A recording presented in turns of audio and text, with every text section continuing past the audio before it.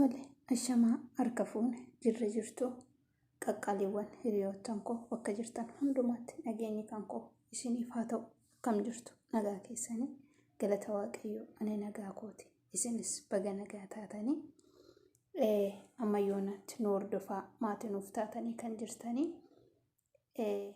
guddaa galatoomaa isiniin jechuudhaan subscribe, like, share, comment gochuudhaan yaada nuuf qabdan nuu qooda warri turtan ulfaadhaa fayyaa ta'an isiniin jedha. Guyyaarraa immoo akkuma kana dura viidiyoo tokko dhiyeessaa turetti afoola Oromoo waliin kan wal qabatu dhimma afaan Oromoo waliin kan wal qabatu viidiyoo koo jalqabaa irratti yookaas viidiyoo koo lakkoofsaa viidiyoo lammaffaa irratti kana dura hojjedheen ture. Afaan Oromoo keessatti wantoota adda addaatu jira. Afoolli adda addaa afaan Oromoo keessa ni jira. Mammaaksi, baacoon, hibboon kan kana fakkaatan kan akka asoosamaa, ciigoowwan adda addaa ni argamu. Isaan keessaa ammallee mata duree kana duraatiin kan wal fakkaatu mammaaksaa fi akkasumas mammaaksichi yeroo akkamii mammaakama kan jedhu viidiyoo gabaabaa isiniif qabadheen dhufee jira. Hamma dhumaatti dhaggeeffadhaa isiniin jedha. Erga dhaggeeffattanii immoo yaada yoo qabaattan koomentii naaf gochuudhaan sirrachuu qaba kan jettan yoo jiraattanii yookiis immoo dogongorri bakka kanatti jira yoo jettanii yaada keessan naaf laattan natti tolan isiniin jecha. Egaa Oromoon gaafa mammaaksa mammaaku wayiif mammaaka yookiis waa tokko bakkee baasee ibsachuu yoo haalaan ittiin tolle mammaaksaan ergaa isaa dabarfata. Kanaaf mammaaksi dubbii fidas dubbii fixas kan jedhamuu fi egaa kallattiidhumaan mammaaksatti fayyadama Oromoon baay'inaanii. Kanaaf nuti immoo afoola afaan Oromoo keessatti amma yoonaatti dhaloonni fidanii nu biraan gaaniiru kan akka mammaaksaa, kan akka hibboo, baacoowwan adda addaa warreen afaaniin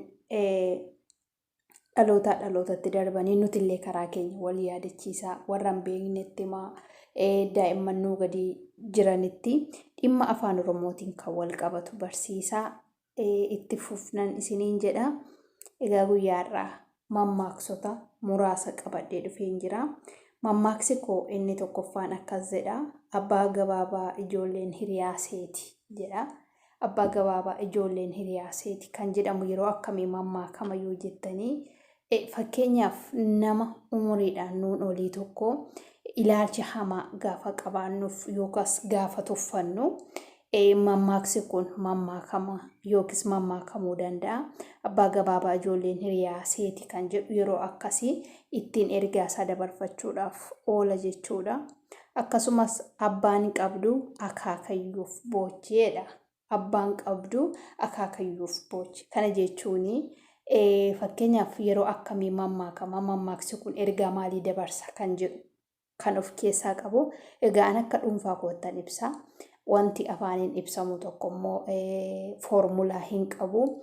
Akkanatti fakkaatettanii kadhaa, akka naannoo koottanii kadha. Isinis akka naannoo keessaniitti akkasinitti fakkaatetti mammaaksa kana yeroo ergaa keessan dabarfachuu barbaaddan yeroo akkamii akka jechuu qabdan isinillee ni beektu. Anis karaa koo nan beeka yeroo akkamii akka mammaakamu. Kanaaf abbaan qabdu akaakayyuuf boochee jedhama. Kana jechuun fakkeenyaaf barataan tokko utuu ministirii harka isaatiin hin ga'atiin dura yoo maatirikiidhaaf dhiphata ta'e yookiis maatirikiidhaaf qo'ata ta'e yeroo akkasii mammaaksi kun itti mammaakama. Sababni isaa maatirikii isa siin gara siidhiisiiti ministirii isaa harka kee keessa dhufuudhaaf jedhu isa dura argadhu yookiis kan si barbaachisu sa'aatii kanatti maatirikii otoo hin taane ministiriidha wanta jedhamuun wal fakkaata. Kan biraallee fakkeenya fudhadhee isinii hiikuu nan danda'a. Inni guddaan fakkeenyaaf mammaaksa kana keessatti akaakayyuun dhibuus miidhaa hamma kanaa hin geessisu jiraatus faayidaa hamma kanaa hin geessisu. Kan barbaachisaa ta'e abbaayyuun qabu akaakayyuudhaaf bu'aa yookaas abbaayyuun qabdu akaakayyuudhaaf boossii kan jedhamu yeroo akkasii mammaakama. Akkasumas abbaan cabsa ofitti hin xiqqeessu jedhama. Kunillee akkasuma mammaaksaanii keessatti haati barbaree kan kootu guba jette kan jedhu tokko siin jira. Kana jechuun namni gara isaatti ofiif waan hamaa yaadu yookiis immoo ofiin miidhu jechuu barbaada. Hiikkaan kana namni tokko gaafa waan tokko addaan hiratu yookiis sheer godhatu ofii harka 100 keessaa hiratama yoo ta'e tarii harka 100 keessaa harka 75 ofii fudhatee harka 25 immoo nama biraadhaaf nama kennu yookiis nama ofii isaatii waan caalmaa tokko fudhatuuf mammaaksi kun mammaakamaa jechuudha.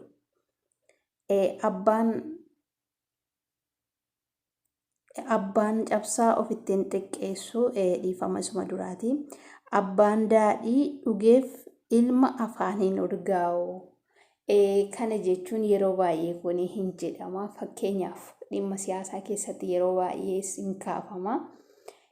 Namni tokko yoo nama miidhee daa'imni isaa yookiis kan isarraa dhufu nama miidhuu dhiisuu danda'a. Fakkeenyaaf abbaan hattuudha yoo ta'e ilmi immoo hattuu jibbuu danda'a yookiis hattuu balaaleffachuu danda'a. Yeroo kana mammaaksi kun kan mammaakamu jechuudha. Akka naannoo keenya akka naannoo koottis ta'e akka afaan Oromoo keessatti ittiin ibsachuudhaaf kan miidhagu akka kanatti jedhee yaada. Fakkeenya fudhadheen dubbachaa jira. Isinillee fakkeenya biraa bakka buufattanii dubbachuu ni dandeessu jechuudha. Abbaan iyyatu malee ollaan namaan birmatu. Abbaan iyyatu malee ollaan namaan birmatu kan jedhu kuni fakkeenyaaf rakkoo naquun name tokkoof yoon afaanii baasee hiriyaa kootti yookaas maatii kootti ni maddu ta'ee maatiin koo rakkoo kootiif furmaata naa kennuu dhiisu. Kanaafuu maatiin koo rakkoo koo furuudhaaf yookiis hiriyaan koo na bukkee dhaabbachuudhaaf ani dirqama rakkina koo hiriyaa kootti himuun qaba waan na mudate jechuudha. Yeroo kanadha kan mammaaksi kun akkas jedhamee mammaakamu. Abbaan iyyatu malee ollaan hin dirmatu kan jedhu yeroo akkasii mammaakamaa jechuudha. Abbaan of hin argu dhakaan of hin darbu jedhama. Akka naannoo keenyaatti abbaan of hin argu goorroon duubni hin margu siin jedhama. Kana jechuun namni tokko namni biraan isatti quba qaba. Inni immoo dabarsee nama biraatti quba qaba jechuudha. Akkasumas illee yeroo quba qabaa jedhamu fakkeenyaaf qubni tokko nama biraatti qubni 4 immoo achi as nutti deebi'ee nutti qabamaa jedhama. Kana jechuun waan mana keenya keessa jiru otoo hin ilaaliin kan namaa argine kan namaatti quba qabu jechuudha. Yookiis immoo rakkina keenya hanqina keenya otoo hin beekin hanqina namaa yookaan rakkoo namaa baafnee lafafuu waan jedhamuun wal fakkaataa jechuudha. Namni tokko gaafa isinitti mammaaku yookiis isiniin waan tokko isiniin jedhu bakka buusee yookiis ergaasaa akka kanatti dabarfachuu barbaadeetu.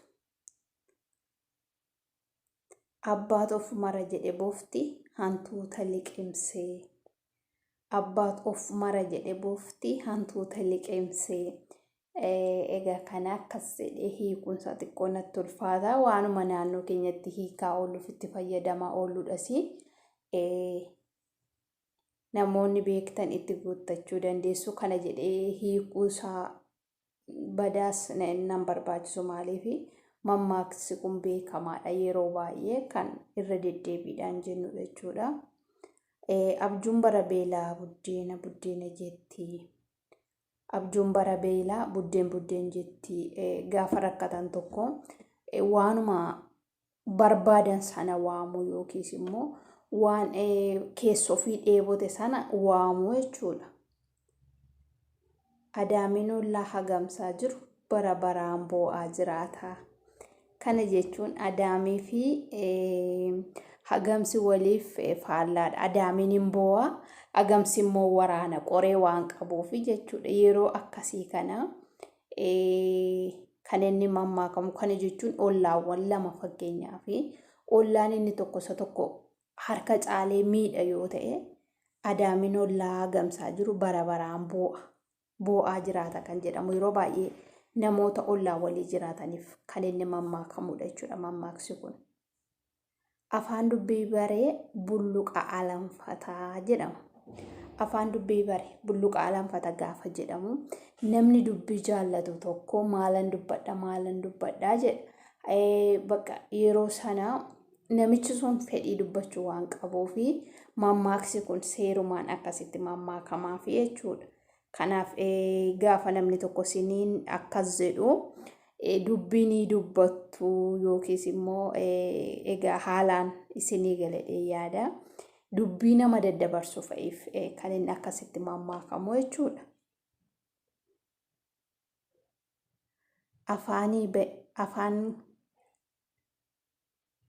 Afaan gaariin afaa gaarii caalaa. Afaan gaariin afaa gaarii caalaa. Mammaaksa kana yeroo baay'eetti fayyadamna. Afaan gaariin afaa gaarii caala jechuun mana keessatti rakkina namni tokko keessummaa mana isaa keessatti dhufee nyaata dhangaa gaarii tokko qopheessaa fi yoo jecha fokkisaa waliin itti dubbata ta'e namni sun kan ilaalamu sa'aatii sanatti dhangaa inni qopheesse utuu hin taane akkamitti akka inni keessummaa sana simate akkamitti akka inni nama bakkeerraa dhufe sana iddootti kennee wajjin kan wal fakkaatudha jechuudha. Yeroo kana kan inni mammaakamu afaan gaariin afaa gaarii caala kan namaaf godhanirraa kan namaan jedhantu nama miidha yookiis kan namaan jedhantu nama fayyada waan jedhamuun wal fakkaata. Afaanii bayee gooftaa namaa ta'a jedhama. Kana jechuun yeroo baay'ee namni hama hamatu fakkeenyaaf hama gaafa jennu hamni waan isinillee dhibuu yookiis isin rakkisu jedheellee hin yaadu. Namni nama hamatu fakkeenyaaf nama lama gidduu deemee isa gamaa fuudhee isa gamasiitti geessa, isa gamasii fuudhe immoo isa gamanaatti geessa. Yeroo sana dubbiin itti dabala yoo qabaatte gidduu gidduutti namichi sun qabameera jechuudha. Sababa dubbii dubbatee fi rakkoon jibbamuun isatti dhufuu danda'a. Waan namni tokko hin jedhiin jechuus hin danda'a gidduu sanatti. Yeroo sana nama sanaaf mammaakama gidduu deemtuu namaaf nama walitti naqxu, ollaaf ollaa walitti naqxuu fi kan inni mammaakamu jechuudha. Kanaaf gaafa namni mammaaksa kana isiniif mammaaku rakkoo qabdu isiniin jechuu barbaadeetu. Kanaaf afaanii bayee gooftaa namaa ta'a hin deebi'u waan ta'eef dubbiin ba'ee kanaaf kana fakkaata jechuudha. Agabuu si bulchuuf ganamaan si beelessaa. Agabuu si bulchuu fi ganamaan si beelessaa. Sababni isaa qursii yookiis immoo ciree ganamaa irratti kan beela'u eegalee guyyaa akkasuma laaqana isaallee utuu nyaatiin namni tokko itti fufee galgala irbaata irratti illee hagabuu buluu danda'a. Kana jechuun namichi san itti dheerate jechuudha. Waan rakkoon fuulduraa sun dursee isa qaqqabuutti waan jirudha. Kanaaf kanaan wal fakkaata. Akka aadaa teennaa gaara gubbaa baanee teennaa jedhe harmi dubartoota. Akka aadaa keenya gaara gubbaa baanee teenya jedhe harmi dubartootaadha. Egaa isa kana xiqqoo ishee itti kennuun hiikatti kennuun waan natti ulfaatuu fi akkasumatti bira darbaa isinii gala dheetan yaadasi. Akka abaluun sirbaan morma nama jallisaa jedhama. Kun ifaa mammaaksa baay'ee beekamaa fi yeroo baay'ee namoota gidduutti kan inni mammaakamu. Fakkeenyaaf hiriyaan tokko waan qabduuf ulaagaa adda addaa yoo guuttatte isheen tokko immoo akkeessaadhaaf mana ishee keessaa hin qabaatiin yoo qarshii harka ishee irraa hin qabaatiin akkeessaa gaafa isheen deemtu mammaaksi kun itti mammaakama jechuudha. Akka abaluun sirbaan morma nama jallisaa jedhamee itti mammaakama. Kanaaf egaa mammaaksa afaan Oromoo kana keessaa kamiin akka jaallattan, kamtu akka isinitti tolee, kamtu ergaan isaa bareedaadha kan jedhu isinumtiyyuu akka isin dhaggeeffattanii irraa waa hubattan abdiin qaba. Kanaaf kan isinitti tolee yaada keessanaaf barreessaa. Hamman beeku isinitti himaa, isinis hamma beektan natti himaa isiniin jedha. Mammaaksonni afaan Oromoo akkasuma wantoonni afaan Oromootiin wal qabatanii afaan Oromoo guddisuu keessatti gahee mataa isaanii taphatanii itti fufaniin jedha. Galatoomaa ulfaadhaa. Viidiyoo biraatiin walitti deebinaa.